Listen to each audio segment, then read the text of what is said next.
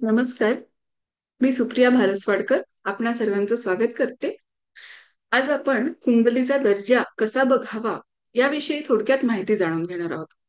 मुळातच कुंडलीचा दर्जा म्हणजे काय आणि तो कशासाठी बघायचा हे आपल्याला आधी माहिती असायला हवं. जातक जेव्हा आपल्याकडे त्याची कुंडली घेऊन येतो तेव्हा तो मुळातच काही ना काही त्याचे प्रश्न घेऊन आलेला असतो.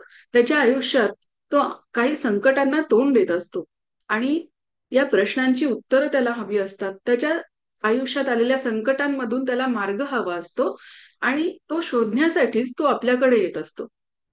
मग त्याची कुंडली पाहिल्यानंतर त्याला त्या कुंडलीमधून त्याचं भाग्य कितपत साथ देणार आहे, त्याने केलेल्या कर्मातून त्याला कितपत फल मिळणार आहे, ते किती टक्क्यांपर्यंत त्याला यशस्वी करणार आहे, हे आपल्याला त्याचा कुंडलीचा दर्जा पाहून समजू शकतं.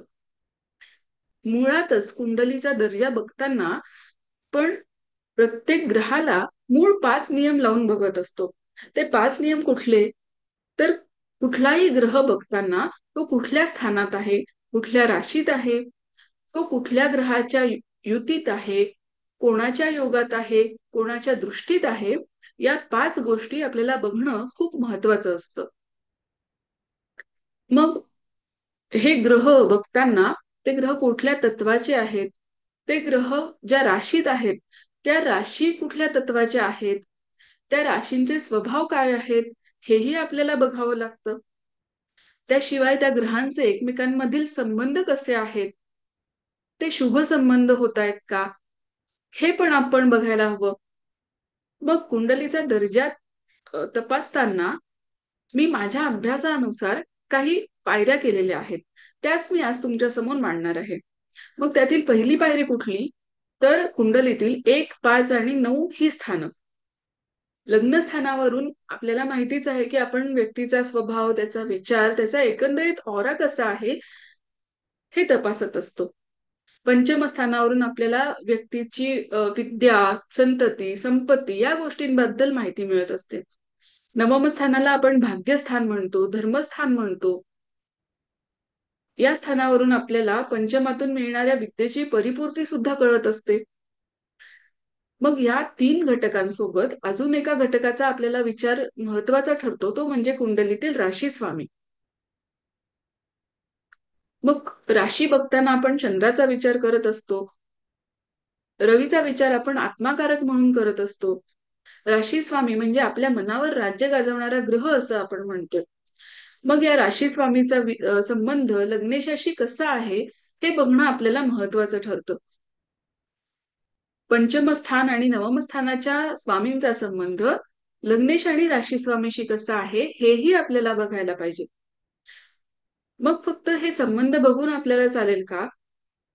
तर त्याशिवाय हे ग्रह कसे आहेत, म्हणजे हे ग्रह एकमेकांशी शुभ योग करत आहेत का, त्या ग्रहांवर कोणाची दृष्टी पडते आहे, हेही आपल्याला बघावं लागतं.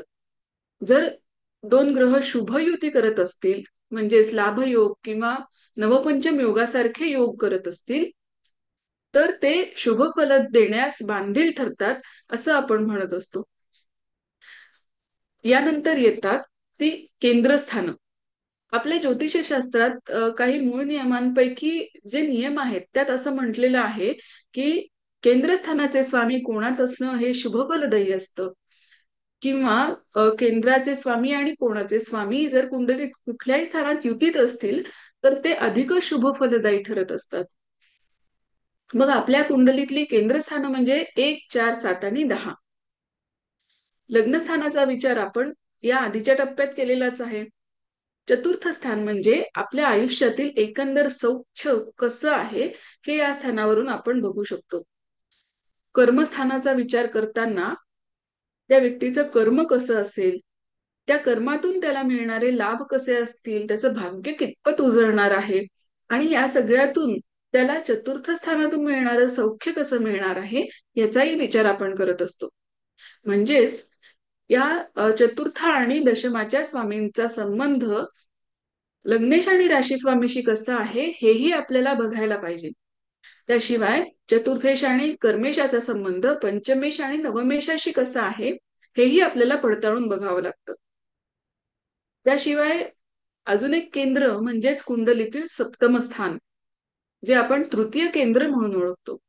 परंतु आपण द्वितीय स्थान आणि सप्तम स्थानाचा विचार करताना नेहमीच या स्थानांना मारक किंवा बाधक स्थान म्हणून जास्त ओळखतो. परंतु या स्थानांची फक्त नकारात्मक फलच आपल्याला मिळत असतात का? तर नाही. कारण सप्तम स्थान म्हणजे आपल्या कर्मस्थानाचं कर्मस्थान आहे. त्यातून आपल्या कर्माची परिपूर्ती आपल्याला कळत असते. हे भाग्यस्थानाचं लाभस्थान आहे. त्याशिवाय चतुर्थ स्थानाचं चतुर्थ स्थान म्हणजेच आपल्या आयुष्यात मिळणाऱ्या सौख्याची परिपूर्ती आपण सप्तमातून बघू शकतो. त्याशिवाय आपल्या लग्नस्थानाचं सप्तम स्थान आहे. त्यामुळे आपला वैवाहिक जोडीदार किंवा व्यावसायिक भागीदाराचा विचार सुद्धा आपण इथून करत असतो. म्हणजेच या तिन्ही केंद्राच्या स्वामींचा संबंध लग्नेश आणि राशी स्वामीशी कसा आहे, पंचमेश आणि भाग्येशाशी कसा आहे, या सगळ्या गोष्टी आपल्याला पडताळून बघणं गरजेचं असतं. यानंतर येतात ती तीन स्थानं ज्यांना आपण त्रिकस्थानं किंवा दुःस्थानं असं संबोधतो. मुळातच या स्थानांना नावं देताना षष्ठ स्थानाला रोगस्थान, कर्जस्थान, शत्रुस्थान असं म्हटलं गेलेलं आहे. अष्टम स्थानाला मृत्यूस्थान म्हटलं गेलेलं आहे. द्वादश स्थानाला व्ययस्थान म्हटलं गेलेलं आहे. पण इथे सुद्धा आपण जर विचार केला तर या तीन स्थानातून आपल्याला फक्त वाईटच फळ मिळतं असं नाही. षष्ठ स्थानाचा विचार जर आपण सकारात्मक पद्धतीने केला तर आपण त्याला आरोग्य स्थान म्हणू शकतो. कारण त्यातून आपण आपल्या आरोग्याचा विचार करतो. अष्टम स्थानाला आपण मृत्यूस्थान न म्हणता आयुष्यस्थान म्हणू शकतो. व्ययस्थानाला म्हणजे द्वादश स्थानाला व्ययस्थान न म्हणता तिथे जर आपण गुंतवणुकीचा विचार केला तर आपल्याला गुंतवणुकीतून मिळणारे लाभ सुद्धा इथे कळू शकतात. म्हणजेच षष्ठ स्थान, अष्टम स्थान किंवा द्वादश स्थानाचे स्वामी कुंडलीमध्ये चांगले असायला हवेत. मग चांगले असायला हवेत म्हणजेच काय, तर ते स्वराशीत, स्वस्थानात किंवा त्यांच्या मूलत्रिकोण राशीत, उच्च राशीत असायला हवेत. तर ते त्या स्थानांचं चांगलं फल देऊ शकतात. षष्ठेश जर षष्ठात असेल तर आपण असं म्हणू शकतो की त्या व्यक्तीचं आरोग्य चांगलं असेल. अष्टमेश जर अष्टमात असेल तर आपण असं म्हणू शकतो की ती व्यक्ती नक्कीच शतायुष्याकडे वाटचाल करेल.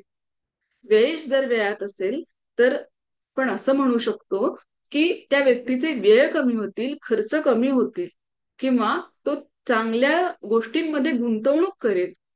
म्हणजे चांगल्या गोष्टींसाठी त्याचे खर्च होतील. षष्ठेश जर स्वतःच्या षष्ठात असेल तर तो चांगला नाही असं आपण म्हणतो. कारण षष्ठेश स्वतःच्या षष्ठात म्हणजेच कुंडलीच्या लाभस्थानात असला तर तो तिथे षष्ठाच्या नकारात्मक फलांमध्ये वाढ करतो. म्हणजेच त्या रोगाची परिपूर्ती आपण कुंडलीतल्या लाभस्थानावरून बघू शकतो.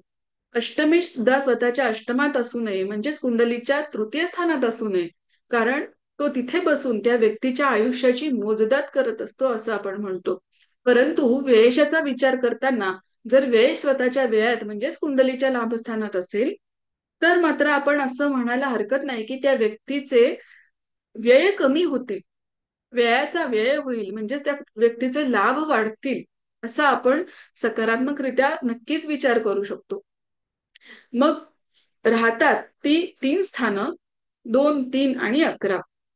ही स्थानं थोडीशी परावलंबी म्हणून आपण जर यांचा विचार केला म्हणजेच द्वितीय स्थानातून आपण आपलं कुटुंब बघतो. जर कुटुंबाची साथ चांगली असेल, आपली आर्थिक स्थिती चांगली असेल तर आपल्या हातून घडणारे पराक्रम चांगले असतील. म्हणजेच तृतीय स्थान आलं. त्याच्यानंतर जर आपले पराक्रम चांगले झाले तर आपल्याला लाभ चांगले मिळतील. त्याच्यामुळे या तीन स्थानांना आपण थोडंसं दुय्यम दर्जा देऊन त्यांचा विचार कुंडलीचा दर्जा बघताना थोडासा बाजूला ठेवणार आहोत.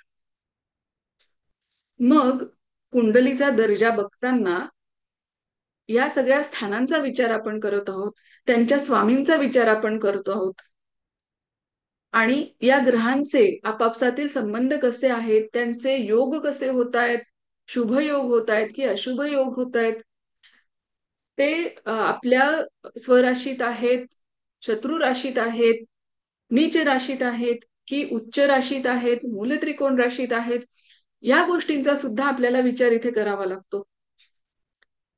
मग या सगळ्या गोष्टी बघण्यासाठी एक महत्वाची गोष्ट आपल्याला माहित असणं खूप गरजेचं आहे, ते म्हणजे पंचांगातील अवकहडा चक्र आणि ग्रहशील चक्र. या दोन गोष्टींचं पुरेपूर ज्ञान आपल्याला असणं खूप आवश्यक आहे. त्याशिवाय आपण या ग्रहांचा सारासार विचार करू शकत नाही. मग या कुंडलीचा दर्जा ठरवताना जर आपल्याला गुण द्यायचे झाले तर हे ग्रह कुठल्या राशीत आहेत, स्वराशीत आहेत, उच्च राशीत आहेत, नीच राशीत आहेत, मूल त्रिकोण राशीत आहेत, याप्रमाणे आपण त्यांना गुण देणार आहोत.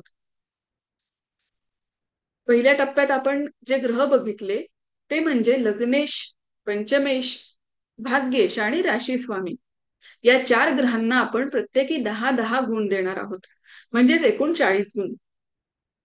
त्याच्यानंतर त्रिक स्थान, या त्रिक स्थानांच्या स्वामींना देखील प्रत्येकी 10-10 गुण आपण देणार आहोत, म्हणजेच एकूण 30 गुण. इथे आपली एकूण 70 गुणांची बेरीज पूर्ण होते. यानंतर येतात ते केंद्रस्थानांचे स्वामी. लग्नस्थानाचा विचार आपण आधीच केलेला आहे. मग उरलेले 3 केंद्रांचे स्वामी म्हणजे चतुर्थेश, सप्तमेश आणि दशमेश, यांना सुद्धा आपण प्रत्येकी 10-10 गुण देणार आहोत, म्हणजेच 30 गुण. इथे आपली एकूण 100 गुणांची बेरीज पूर्ण होते. मग या 100 गुणांपैकी किती गुण त्या कुंडलीला मिळत आहेत यावरून आपण कुंडलीचा दर्जा नक्कीच ठरवू शकतो. इथे या कुंडलीचा दर्जा बघण्याचा एक भाग जरी पूर्ण झालेला असला तरी सुद्धा या पुढचा भाग हा अजून महत्वाचा आहे असं मला वाटतं. कारण आपण आतापर्यंत काय केलं आहे तर फक्त महत्वाची स्थानं आणि त्यांचे स्वामी यांचा विचार केलाय, त्यांचा आपापसातील संबंध कसा आहे त्याचा विचार केला आहे. परंतु रवी ते शनी या 7 मुख्य ग्रहांशिवाय आपल्या कुंडलीत सध्या खूप जास्त प्रभाव गाजवणारे ग्रह त्याच्या पुढचे ग्रह आहेत. शनीच्या पुढचे 2 ग्रह म्हणजे राहू आणि केतू, या 2 ग्रहांचा प्रभाव कुंडलीमध्ये सध्या खूप जास्त प्रमाणात दिसून येतो आहे. याचं कारण म्हणजे मुळातच हे 2 ग्रह एकमेकांच्या अगदी समोरच्या स्थानांमध्ये बसलेले असतात. या 2 ग्रहांच्या राशी कुठल्या आहेत, या 2 ग्रहांचे योग इतर ग्रहांशी कसे होत आहेत, हे आपल्याला विचार करावा लागतो. त्याशिवाय या 2 ग्रहांना जाणकार ज्योतिषांनी एकूण 5-5 दृष्ट्या दिलेल्या आहेत. त्या म्हणजे 3, 5, 7, 9 आणि 12. त्यामुळे हे 2 ग्रह, त्यांची स्थानं, त्यांच्या राशी, त्यांच्या इतर ग्रहांवर स्थानांवर पडणाऱ्या दृष्ट्या, या सगळ्याचा विचार केला तर आपल्याला असं दिसून येतं की हे 2 ग्रह राहू आणि केतू आपली अख्खी कुंडलीच व्यापून टाकत आहेत.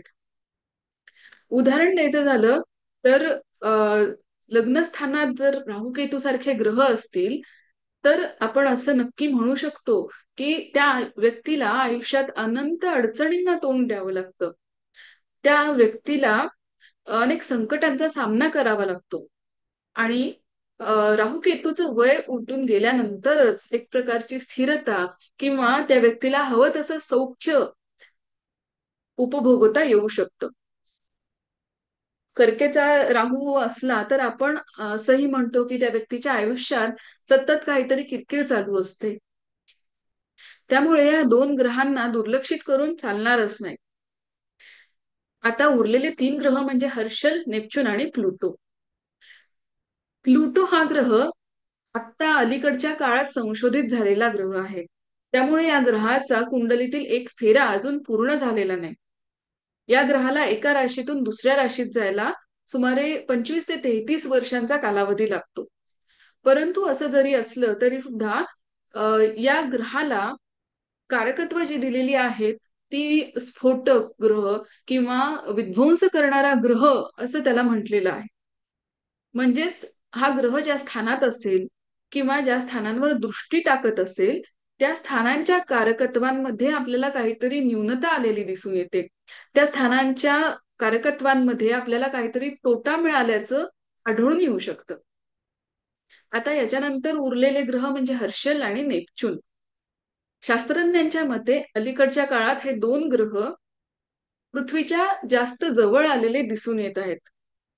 त्याशिवाय गुरु नंतर जर कुठले दोन ग्रह असतील आकारमानाने मोठे असलेले, तर ते म्हणजे हर्षल आणि नेपच्यून. म्हणजेच आपण विचार करू शकतो की या दोन ग्रहांचा सध्याच्या काळात असलेला प्रभाव किती जास्त असेल. उदाहरणच द्यायचं झालं तर 1980 नंतरच्या कुंडल्यांमध्ये जर आपण बघायला गेलो, तर आपल्याला हमखास असं आढळून येऊ शकतं की आई-वडिलांची उंची कमी आहे, पण त्यांच्या मुलांची उंची मात्र जास्त आहे. आधीच्या काळात असं क्वचित आढळत असे, परंतु आजकाल या गोष्टी सर्रास आढळून येत आहेत. मग हा हर्षल काय करतो? तर हा हर्षल चंद्राप्रमाणे आपल्या मनावर गारुड करणारा ग्रह आहे. जातकाला प्रेमात पाडणारा ग्रह आहे. हर्षलमध्ये रवीपासून ते शनीपर्यंतच्या सगळ्या मुख्य ग्रहांची कारकत्व असल्याचं आपल्याला दिसून येतं. म्हणजेच रवीची नवनिर्मिती, चंद्राची भावुकता, मंगळाची धडाडी, बुधाची बुद्धी, गुरुचं ज्ञान, शुक्राची कला आणि शनीची चिकाटी सुद्धा या हर्षलमध्ये आपल्याला दिसून येते. सगळ्याच ग्रहांमध्ये शुभ अशुभ कारकत्व असतात. त्याच्यामुळेच तुळेचा हर्षल हा व्यक्तीला सतत कुठली ना कुठली चिंता देतो असं आपण म्हणू शकतो. परंतु जर कुंभेचा हर्षल जातकाच्या कुंडलीत असेल, तर तो नक्कीच त्या जातकाला सतत कुठल्या ना कुठल्या संशोधनाला प्रवृत्त करणारा ठरू शकतो. हा हर्षल जर चांगला असेल म्हणजेच कुंडलीत 1, 3, 5, 9 आणि 11 या स्थानांमध्ये असेल, तर तो त्या जातकाला नक्कीच खूप चांगलं व्यक्तिमत्व देऊ शकतो किंवा त्या स्थानांची चांगली कारकत्व हर्षल त्या व्यक्तीला प्रदान करत असतो. आता राहिला नेपच्यून. नेपच्यून म्हणजे एक वायूचा गोळा असं म्हटलेलं आहे. परंतु या नेपच्यूनमध्ये चंद्राची भावुकता सुद्धा खूप मोठ्या प्रमाणात आपल्याला दिसून येते. म्हणजेच हा नेपच्यून व्यक्तीला प्रेमात पाडण्यासाठी सुद्धा कारणीभूत असतो. त्याशिवाय तुळेचा नेपच्यून असेल तर आपण असं म्हणतो की ती व्यक्ती खूप जास्त अंतःस्फूर्ती घेऊन आलेली असते. परंतु या नेपच्यूनच्या पोटात असलेल्या वायूमुळे त्याच्यामध्ये एक प्रकारची कुंचन पावण्याची क्षमता आहे. म्हणजे जरी आपण म्हणतोय की त्याला चंद्राची कारकत्व आहेत, त्याला आपण वरुण म्हणतो. त्याच्यामुळे वरुण म्हणजे पाऊस असल्यामुळे त्याच्यामध्ये जलतत्वाचं प्राधान्य सुद्धा दिसून येतं. परंतु ही आकुंचन करण्याची क्षमता त्याच्यामध्ये असल्यामुळे 6, 8, 12शी संबंधित जर नेपच्यून असेल कुंडलीमध्ये, तर त्या स्थानांची कारकत्व कुठेतरी कमतरता असल्याचं आपण म्हणू शकतो. आपल्याला असं आढळून येऊ शकतं. उदाहरण द्यायचं झालं तर 6, 8, 12शी जर नेपच्यून संबंधित असेल, तर बरेच वेळा स्त्रीच्या गर्भधारण क्षमतेमध्ये किंवा पुरुषाच्या जनन क्षमतेमध्ये कमतरता असल्याचं सुद्धा आपल्याला आढळून येऊ शकतं. म्हणजेच अ, रवी ते शनी हे ग्रह आपण पाहिले, मुख्य स्थानं आपण पाहिले, त्यांना आपण गुण सुद्धा दिले. परंतु मला असं वाटतं, की सध्याच्या काळात राहू, केतू, हर्षल, नेपच्यून आणि प्लुटो या ग्रहांना सुद्धा प्रत्येकी 20-20 गुण देऊन एकूण 100 गुण आपण अजून वाढवायला हवेत. तरच आपल्याला कुंडलीचा दर्जा खऱ्या अर्थाने कळायला मदत होईल. म्हणजेच आधीचे 100 गुण आणि या 5 ग्रहांचे 100 गुण असं जर आपण बघायला गेलं, तर आपण एकूण 200 गुणांपैकी गुण जातकाच्या कुंडलीला देऊ शकतो. वर्गवारी करायची झाली तर आपण असंही म्हणू शकतो की 100च्या खाली गुण असतील, तर ती थोडीशी कमी दर्जाची कुंडली. 100 ते 120 मध्ये असतील तर चांगली कुंडली. 120 ते 140 असतील तर उत्तम दर्जाची कुंडली आणि 140च्या पुढे असतील, तर ती सर्वोत्तम दर्जाची कुंडली असं आपण म्हणू शकतो नक्कीच. मग हे कुंडलीचा दर्जा बघताना जरी समजा ग्रहांना कमी गुण आले किंवा कमी दर्जाची कुंडली जर आपल्याला आढळली तर आपल्या मनात थोडे नकारात्मक विचार येऊ शकतात. परंतु हे नकारात्मक विचार करण्यापेक्षा जातक समोर बसलेला असताना आपल्याला त्या कुंडलीचा दर्जा 2 ते 3 मिनिटात बघून त्याला त्याच्या प्रश्नांची उत्तरं द्यायची असतात. मग आपल्याला आपलं मन नकारात्मक करून चालणार नाही. तर त्यासाठी जरी कुंडलीला कमी गुण आले तरी सुद्धा आपल्या मनावर त्या विचारांचा प्रभाव न पडू देता जातकाला सकारात्मक पद्धतीने उत्तर देऊन त्याला सकारात्मक बनवूनच आपल्याला परत पाठवता यायला हवं. हाच आपल्या ज्योतिषाचा खरा पाया आहे. कारण जातक आपल्याकडे त्याच्या प्रश्नांची उत्तरं मागण्यासाठी येत असतो. मग त्याला खचून जाऊ न देता त्याला त्याच्या आयुष्यातील संकटांशी लढण्याचं बळ देऊन सकारात्मक बनवूनच आपल्याला परत पाठवता यायला हवं. त्याच्यामुळे आपल्याला कुंडलीचा दर्जा काय आहे, तो कसा बघायचा हे कळणं खूप महत्वाचं आहे. मला असं वाटतं की अ, कुंडलीचा दर्जा कसा बघावा याविषयी पुरेशी माहिती या व्याख्यानातून आपल्याला मिळालीच असेल. मला आपण 83 560 97 825 या नंबरवर संपर्क करू शकता. आपल्याला काही शंका असतील तर आपण या नंबरवर संपर्क करून माझ्याशी बोलू शकता.